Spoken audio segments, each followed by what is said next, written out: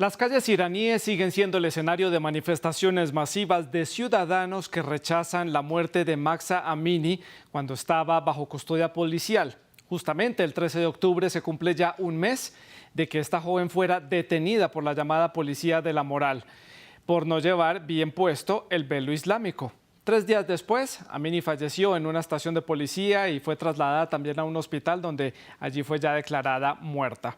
Según las autoridades, por complicaciones de salud, pero los indicios apuntan a que murió por los golpes y el maltrato recibido durante su detención. Nuestra corresponsal en Teherán, Catalina Gómez Ángel, nos hace un recuento de los hechos más destacados del último mes en la República Islámica. Escuchemos. Sin duda, el sistema de la República Islámica no ha entendido incluso todavía la dimensión de la indignación y de la rabia que tuvo un gran sector de la población, especialmente joven y especialmente mujer, cuando se conoció lo que había pasado con Mahsa Amini, una joven de 22 años que estaba de visita en Teherán, caminaba por la ciudad cuando fue detenida por una de esas patrullas de la Moral y 2 horas más tarde era llevada con muerte cerebral al hospital. Muchas de esas jóvenes que están en la calle han sido víctimas también de esas patrullas y saben que muchas veces actúan de manera violenta, y algunos testigos aseguran que esta mujer fue golpeada, aunque las autoridades todavía aseguran que ella murió como consecuencia de una enfermedad que tuvo en su infancia, lo que crea mayor indignación dentro de la población que sigue protestando, no solamente en Teherán, sino en las grandes ciudades del país, y esto se hace especialmente evidente en la región del Kurdistán, de donde es originaria Mahsa, donde la represión ha aumentado incluso más en los últimos días. Se habla de grandes enfrentamientos, se habla de patrullas de la policía yendo a sacar a personas de sus casas, explosiones, y se habla de al menos 5.000 detenidos solamente en esa zona del país. Hoy hablaba el jefe de la justicia iraní y decía que los principales protagonistas de estas movilizaciones, de estos disturbios como los llaman, tenían que tener fuertes sentencias, que así se lo había ordenado a sus jueces, y que el resto de la población que hacía parte de ellos tenía que ser juzgado y salir rápidamente. Pero también el debate que se ha creado en estas últimas semanas es el velo. A estas horas muchas mujeres caminan por las calles de Teherán y de las grandes ciudades sin velo, y uno de los asesores del líder supremo de la revolución y ex portavoz del parlamento, Ali Larijani, hablaba de que si el 50% de las mujeres no quieren usar el velo, habría que abrir esa conversación, porque no se le puede imponer a la gente qué hacer. Así que el debate está abierto. Falta ver qué dice la parte más radical de la República Islámica y saber cómo van a seguir gestionando estas protestas. Desde la muerte de Mahsa Amini, Irán ha sido testigo de un estallido social como pocas veces ha visto ese país. Manifestaciones de mujeres, de jóvenes estudiantes y más recientemente de trabajadores del sector energético, que es, digamos, la espina dorsal de la economía iraní, que está seriamente afectada por las sanciones internacionales. A todo esto, ¿cómo ha respondido el gobierno de Irán? Con represión. Más de 185 personas han fallecido a lo largo de estas semanas, según reporta Derechos Humanos de Irán, que es un grupo humanitario que tiene sede en la ciudad de Oslo, en Noruega. Irán ha liberado a cerca de 1.700 personas que fueron detenidas durante las manifestaciones. Así lo reportó el vocero de la judicatura iraní, Masoud Zetayeshi. Pero no dio a conocer el número de personas que han sido detenidas hasta ahora a lo largo de este mes de manifestaciones. El gobierno también ha respondido con la suspensión del servicio de Internet en diferentes ciudades del país y en diferentes regiones, y también cortando las señales de los medios de comunicación. La represión ha sido aún más evidente en la ciudad de Namanganda, que es la capital de la provincia del Kurdistán iraní, región de donde era originaria Mahsa Amini. Hoy en el debate de France 24, la rebelión del velo. ¿Hacia dónde se dirige Irán? Lo vamos a analizar aquí en unos minutos. Para conversar sobre este tema, hemos invitado a Anaita Nasir. Ella es politóloga y analista experta en temas iraníes. También está con nosotros Reinhard Lamasfus. Él es experto en Irán y en derechos humanos. Fue coordinador del equipo de Irán de Amnistía Internacional. Ustedes, nuestros televidentes, también pueden hacer parte de este debate. Pueden dejar sus comentarios y sus preguntas a través de las redes sociales. Estamos en Twitter, en Facebook y en Instagram. Nos encuentran como @eldebate_F24, @Santilogo, que es mi cuenta personal, nuestra etiqueta numeral El Debate F24. No olviden que todos los contenidos de nuestro programa ya están disponibles en diferentes plataformas de podcast. Estamos en Apple Podcast, en Spotify, en Deezer y en TuneIn.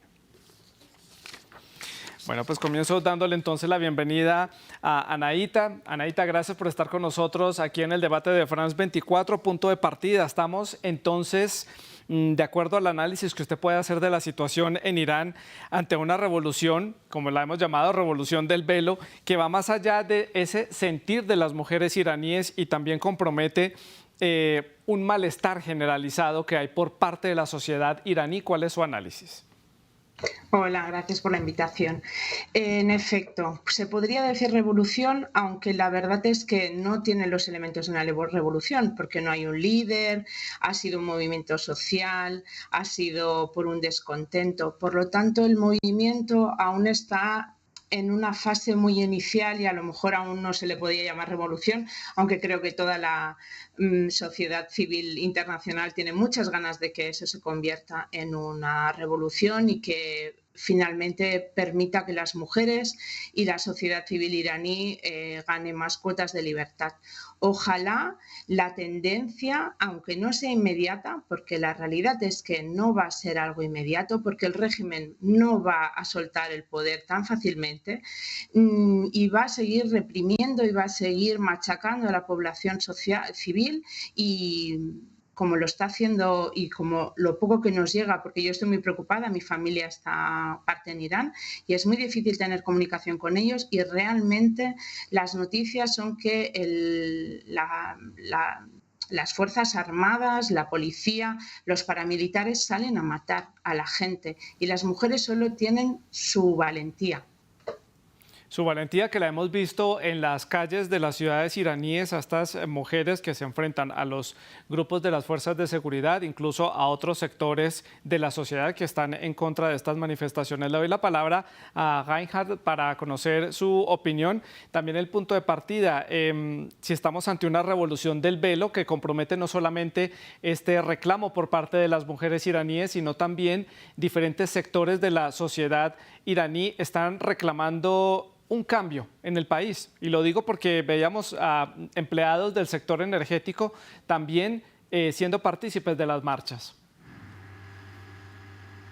Sí, encantado de saludarles. Desde el punto de vista de derechos humanos, lo que quisiera destacar es la impunidad como amenaza para los manifestantes, que reside en el hecho de que las fuerzas de seguridad puedan actuar en total opacidad y con impunidad contra los manifestantes, y con los cortes de internet, por ejemplo, son un elemento de eso.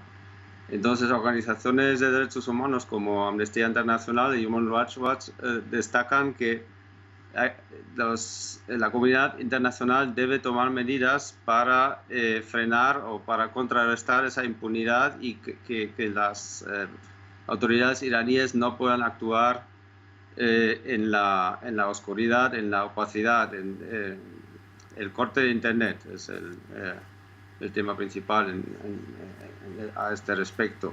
Luego, en cuanto a las consignas, y esto es mi opinión personal, no lo digo en representación de ninguna organización, que lo que se percibe incluso desde el extranjero es que la gente lo que está reclamando ya es un cambio de sistema político y de sistema de gobierno y separación de religión y Estado, y no solo unas cuantas reformas y la mejora de la situación económica. Sí, eso lo vamos a analizar, Reinhard, un poco más adelante sobre ese sentir de la sociedad iraní. Anaíta, usted dice que todavía no se le puede llamar a esto una revolución, no hay un líder como tal que esté liderando estos grupos, es prácticamente espontáneo por parte de los ciudadanos que se ponen de acuerdo para reunirse en algún punto de las ciudades y manifestarse, pero son muchos los factores que están precisamente encendiendo estas manifestaciones. ¿Por qué específicamente el caso de Mahsa Amini la muerte de esta mujer ha despertado tal sensibilidad en la sociedad iraní. ¿En qué coyuntura están, en qué situación están, que esta fue la situación que dijeron, basta, salimos a la calle? Es que, de hecho, la situación que le pasó a Mahsa es algo que le puede pasar a cualquier mujer en Irán. Es decir, a partir de los 7 años, la mujer está obligada a llevar velo en público y ya depende de su figura paterna o el hermano o el marido para poder ser un miembro siempre con discriminación en la sociedad. Entonces, que le pasara algo así a Mahsa, cada una de las mujeres iraníes lo interpretó como que le podía haber pasado a ella misma. Y eso se ha juntado con el descontento que el país de Irán trae consigo desde hace muchos años. Tenemos que tener en cuenta que Irán lleva desde el punto de inflexión de la Revolución Islámica, lleva 43 años viviendo en una república teocrática, la islámica, la única del mundo, en la cual todo el poder está concentrado en un líder supremo, Jamenei, que no tiene que responder ante nadie y no es elegido. Y todo el entramado político que se ha creado a raíz de la revolución hace que todo pase por el poder del líder supremo. Y la gente, aunque va a votar, saben que los candidatos ya han pasado los filtros del régimen. Por lo tanto, el presidente actual en verdad no es el que toma las decisiones más importantes y igualmente es uno del régimen. De hecho, Raisi fue un juez que durante muchos años firmó muchísimas sentencias de muerte. Por lo tanto, el contexto interior iraní es muy complejo desde el punto de vista político. A nivel económico viven un embargo internacional y viven una inflación, un paro disparado y la gente tiene muy pocas expectativas de salidas profesionales y de un futuro prometedor. Y por el otro lado existe todo este entramado de discriminación hacia la mujer, que claro, es casi el 50% de la población. Reinhard, es difícil entender la situación de Irán porque a lo largo de los años la comunidad internacional, organismos internacionales han hecho muchos reclamos al gobierno de los ayatolá por el manejo que le dan a los derechos humanos y sobre todo a los derechos de la mujer a este país. Pero, sin embargo, la mujer, si se compara con otros países musulmanes, en Irán tiene ciertas ventajas o ciertas libertades si se compara con otros países que son musulmanes.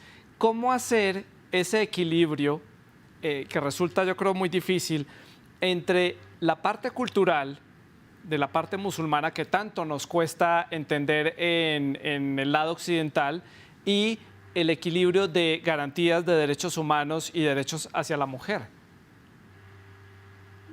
Ahí tengo que manifestar mi desacuerdo, sobre todo escuchando a las iraníes, que a todas las mujeres iraníes que he escuchado sobre el tema niegan que el velo sea un rasgo cultural. Es decir, que no forma parte de nuestra cultura como un rasgo general, es decir, es una elección de cada persona y las mismas mujeres que lo dicen igual tienen madres o hermanas que son religiosas y se lo ponen, pero lo que constantemente se niega que sea algo cultural y que eso se pueda usar como para justificar la obligatoriedad. Entonces la lucha está contra la obligatoriedad y lo que se reprocha es que en la cuestión del velo desde Occidente, con una perspectiva que se suele llamar orientalismo, se ensalce como algo que hay que respetar, entre comillas, y no hay que criticar demasiado, porque al final no hay que discriminar esa cultura, que es otra cultura, y contra ese relativismo se dirigen enfurecidas, incluso diciendo que no es nuestra cultura y queremos ser libres de elegir cómo queremos ir por la calle. Sí. Anaíta, su opinión sobre este tema del velo, desde el punto occidental, pues es visto como, sí, algo que hay que respetar. Hay muchos reclamos al gobierno de Irán por el respeto a los derechos humanos y a los derechos de las mujeres, pero según la opinión de Reinhard, es un factor que no es tan cultural. Pero entonces ella, ¿por qué fue detenida si llevaba el velo mal puesto? Es que entran muchos elementos en juego. De hecho, el hijab para Irán yo creo que ahora representa el símbolo de todo el descontento y de las ganas de cambio de las mujeres en Irán. Pero a las mujeres iraníes, si les preguntas, muchas veces el tema del velo no aparece como una prioridad. Antes está tener más libertad, tener más cuotas de libertad política o social, o tener expectativas de vida, poderse casar y vivir con el marido, como todo el mundo, lo que queremos en el mundo. Sí que es verdad que el velo, en la época del Shah, antes de la revolución, como el Shah era muy occidental, el velo casi lo llevaban muy pocas personas mayores en ciudades muy pequeñas o en pueblos. Cuando hubo la revolución, el pañuelo se convirtió en un elemento simbólico contra el Shah, porque era como la contraposición. Asimismo, en una segunda etapa de la revolución, el velo se convirtió en un elemento contra Occidente para diferenciarse de lo que había sido toda la herencia del Shah. Y justo después de la revolución y en los años siguientes había como un concepto comunitario del velo, solamente el hijab, no el chador, porque el chador sí que es una opción personal o es obligatorio solamente en las mezquitas, pero el pañuelo era como una representación de símbolo de la revolución y fue lo que permitió que la mujer saliera del ámbito privado al ámbito público, que era uno de los objetivos de la revolución. Evidentemente, todos los principios de la revolución se han tergiversado con la interpretación y con el mal uso del régimen que ha hecho los ayatolás. Sí. Anaíta, continúo con usted para hacer la ronda a la inversa. Llevamos solamente un mes desde que fue detenida esta joven iraní y que dio inicio a todas estas manifestaciones tras su muerte. Tal vez es muy temprano para decirlo, pero viéndolas a ellas, a las mujeres iraníes en las calles, sin el velo, desafiando a la autoridad, desafiando al régimen, si se le puede llamar así, ¿es un parteaguas para la historia iraní, para la revolución y para la sociedad iraní? ¿Cree usted que estamos ante el inicio de un nuevo capítulo en donde las mujeres iraníes van a reclamar su posición en la sociedad iraní como debe ser, según ellas?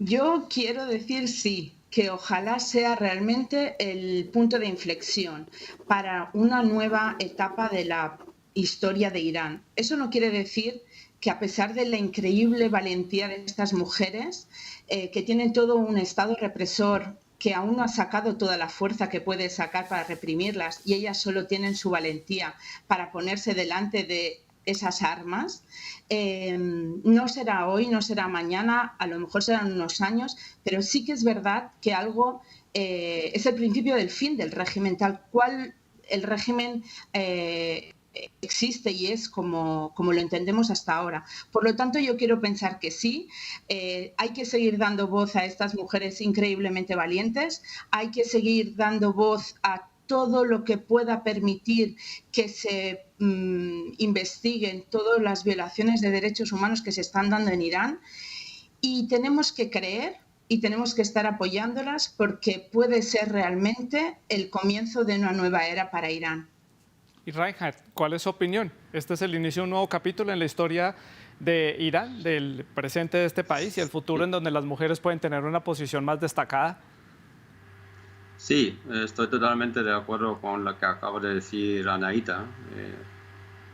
Solo quisiera añadir que desde el punto de vista de derechos humanos, también lo ha mencionado Anaíta, es importante también evitar la impunidad, que se investiguen todos los crímenes de violaciones de derechos humanos y como por ejemplo se va a hacer en el Tribunal de Abán, que va a tener lugar en noviembre en las instituciones europeas. Entonces es importante que no pasen sin esclarecer y sin que haya justicia, sin que se haga justicia, sí. Estos años, estos 40 años de República Islámica. Reinhard, la respuesta del gobierno de Irán a estas manifestaciones ciudadanas ha sido la represión, ya lo mencionábamos, han cortado el servicio de Internet, sobre todo en la región del Kurdistán iraní, han cortado también la señal de algunos medios de comunicación. Es difícil comunicarse dentro del país y también para los familiares de los iraníes que viven por fuera de las fronteras iraníes. Amnistía Internacional y también la Casa Blanca han criticado la violencia contra los manifestantes. ¿Qué más respuesta puede haber de la comunidad internacional? Porque tal parece, entendería uno, que están simplemente dejando que las cosas fluyan porque esto podría provocar un colapso del régimen. ¿Cómo lo vio usted? Desde el punto de vista de organizaciones y activistas de derechos humanos, no tenemos más medios que hacer llamamientos y de dirigirnos a los políticos y a los gobiernos. No tenemos más medios de presión que esos, pero sí que queremos hacer un llamamiento que se haga presión sobre las autoridades. Presión a las autoridades. No sigan reprimiendo. Sí. Adelante. Para no sigan reprimiendo, para que no haya impunidad y sobre todo que no haya esa oscuridad de los cortes de Internet que favorecen la comisión de delitos contra los manifestantes. Anaíta, a ver si podemos entender aquí un punto importante y es, bueno, la represión ha sido la respuesta del gobierno, hay impunidad, por supuesto, por parte de la justicia, para algunos casos a lo largo de los años lo hemos visto así, y tal parece que el gobierno iraní tiene poca capacidad de diálogo, sobre todo cuando no tiene mucho para ofrecer en una negociación. Entonces, estas manifestaciones, ¿a qué puerto pueden llegar cuando el gobierno no se muestra abierto a escuchar a los manifestantes, a las mujeres y a los ciudadanos o a la sociedad en general, y las manifestaciones continúan? ¿La represión entonces seguirá siendo el arma a usar? Es que claro, yo creo que el régimen se ha encontrado con un poco el pie torcido porque no se esperaba una situación así. Y de hecho, en las anteriores protestas, como en 2009 o 2017, 2019, también reprimió a la población y a las protestas. De hecho, en 2019 fue la primera vez que cortaron el acceso a Internet, no solamente para aislar a los iraníes internamente, sino sobre todo para que los de la comunidad internacional no supiera cómo se estaba llevando a cabo esa represión tan violenta. Entonces, con Irán es muy difícil saber exactamente cuáles van a ser los siguientes pasos o lo que va a ocurrir. Una cosa es lo que todos deseamos, también un inciso, es diferente lo que decidimos o lo que deseamos los iraníes, que llevamos ya mucho tiempo fuera de Irán, con lo que realmente desean los iraníes de dentro, que son ellos los que tienen que decidir su futuro. Nosotros desde fuera tenemos que dar voz y tenemos que apoyarles y acompañarles. Pero yo creo que el régimen, tal como está estructurado, el sometimiento y la discriminación sistemática a la mujer la van a tener que seguir manteniendo, porque si no, se resquebrajaría realmente su estructura, su esencia. Siempre se ha dicho que quien puede cuestionar el régimen en Irán serían las mujeres, los jóvenes y los grupos étnicos, porque hay que tener en cuenta que los persas son menos del 50%. Sí. Claro, y son justamente los que están saliendo en su mayoría a las calles, los estudiantes, las mujeres y en este caso los kurdos que están en el noroccidente de ese país y que es una región que abarca también algunas partes del norte de Irak, incluso del este de Turquía. Reinhard, seguimos hablando del tema de la represión y de los derechos humanos. Ahora pues lo titulamos en los medios de comunicación, lo vemos en Occidente como una respuesta que llama la atención por parte de Irán, no voy a decir si buena ni mala, es la forma en que el gobierno simplemente responde a estas manifestaciones, pero esto no es nuevo. En Irán, desde 1979, desde que comenzó la revolución, el miedo y la represión ha sido el instrumento vertical para sostener la revolución islámica. ¿Por qué no se ha hecho nada al respecto? Es la gran pregunta, sí. Nosotros no nos ocupamos de analizar los factores políticos que puede haber detrás de la inacción. Nosotros nos dedicamos a denunciar la inacción. Pero claro, no tenemos en nuestras manos las palancas del poder para imponer cosas. Es decir, que nosotros siempre pronunciamos peticiones, recomendaciones, etc. Entonces, la razón de la inacción de los poderes políticos occidentales, por ejemplo, puede ser de tipo muy variado, que pueden ser intereses económicos, geopolíticos, etcétera, pero son cuestiones en las que nosotros no intervenimos como activistas de derechos humanos.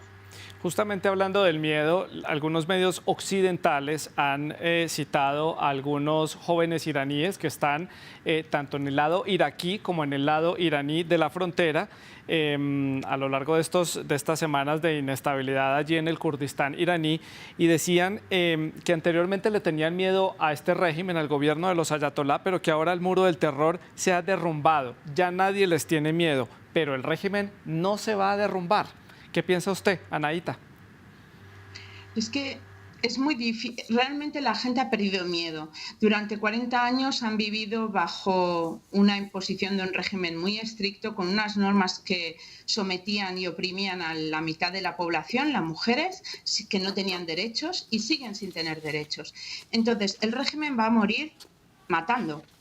No sabemos si el régimen va a caer como tal. Es verdad que ahora la gente en las calles de Irán están pidiendo un cambio de régimen. Ya no es un poquito más de apertura o que la patrulla de la moral sea más laxa. No, están realmente planteando un cambio de régimen. Por lo tanto, el paradigma que se puede presentar en breve o a corto o medio plazo es realmente incierto, tanto para los de dentro como para la comunidad internacional, que también existen, como ha dicho Reinhardt, todo el tema de la importancia geoestratégica de Irán, que es uno de los países con más reservas de petróleo y gas en el mundo, y ahora que Rusia ya no es tan aliado de Occidente.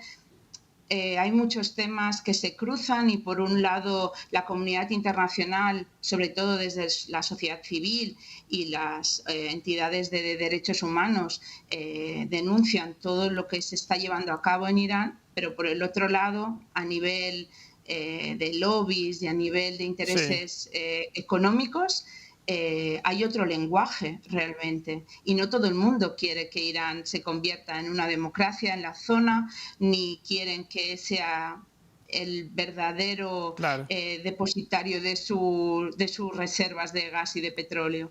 O que se desestabilice aún más. También les interesa que haya cierta estabilidad en la zona para garantizar seguridad en esa zona, que es prácticamente la puerta de Asia Central. Continúo con usted, Anaíta, para preguntarle, estábamos hablando hace unos minutos de las minorías, de los kurdos, que vemos la situación que tienen en el este de Turquía, vemos cómo es la situación, o fue la situación de ellos en Irak durante el gobierno de Saddam Hussein. ¿Cómo viven los kurdos en Irán en el día de hoy? ¿Son una minoría que tiene garantías como cualquier otro ciudadano iraní o tienen cierta represión por parte del gobierno? ¿Cómo viven ellos? Por ejemplo, el Kurdistán iraní es un gran feudo de izquierdas y es uno de los que más cuestionan al régimen durante todo este tiempo. También es verdad que son sunitas, a diferencia de la mayoría en Irán, que son chiitas, y entonces, exceptuando en Teherán y en el Kurdistán, les es muy difícil encontrar mezquitas de su credo. Por otra parte, no tienen los mismos derechos que el resto de la población chiita. Un suní no puede presentarse a candidato para ser presidente de la República, por ejemplo. Ellos no pueden estudiar en su idioma. Pueden hablar su idioma, pero no pueden educarse en su idioma. Por lo tanto, existe toda una serie y no solamente de los kurdos, hay azerís, hay turkmenos, hay muchísimas otras pequeñas etnias que viven en Irán y que se sienten discriminadas. El Kurdistán, además por el volumen de población y por la zona geoestratégica que se encuentra, también todo el mundo es consciente de que lo que pasa en el Kurdistán iraní se puede difundir también al Kurdistán de Irak y de Turquía. Los kurdos, hay que recordar que son el único pueblo del mundo que no tiene un Estado y, por lo tanto, lo que les pase a ellos o el grado de autonomía que puedan lograr podría producir un efecto en cadena en el resto de zonas donde viven otros kurdos. Sí. Reinhard, regreso con usted ahora para preguntarle por la situación de los medios de comunicación en Irán. ¿Y por qué? Porque Nilofar Hamedi, que es una periodista iraní, fue ella la encargada de publicar para el medio de comunicación para el que ella trabaja la foto de los papás de Mahsa Amini abrazados en el hospital minutos después de haber recibido la noticia que su hija había fallecido. Esto obviamente no le gustó al gobierno iraní y esta periodista ya está arrestada. También, obviamente, 3 días después fue arrestada. Y a lo largo de este mes, 28 periodistas iraníes han sido detenidos por las autoridades por reportar las manifestaciones y por investigar sobre este caso y profundizar un poco en la situación de la mujer iraní. Los medios de comunicación también cooptados por el gobierno. La gente no tiene cómo informarse allí en este país. A lo largo de estos años, ¿qué garantías se le pueden dar a los iraníes para informarse libremente? Los activistas, sobre todo los ciberactivistas, reclaman que los países occidentales y las grandes compañías tecnológicas pongan a disposición de los iraníes medios para eludir la censura. Es decir, que vuelquen todo su poderío tecnológico y político en ayuda estructural a empoderar a los iraníes para poder informarse por su propia cuenta, ya que los medios de comunicación, como usted acaba de decir, en Irán están controlados por las autoridades y no hay libertad de expresión. Entonces, es una triste tradición que Irán es uno de los países con más tasa de periodistas encarcelados en todo el mundo.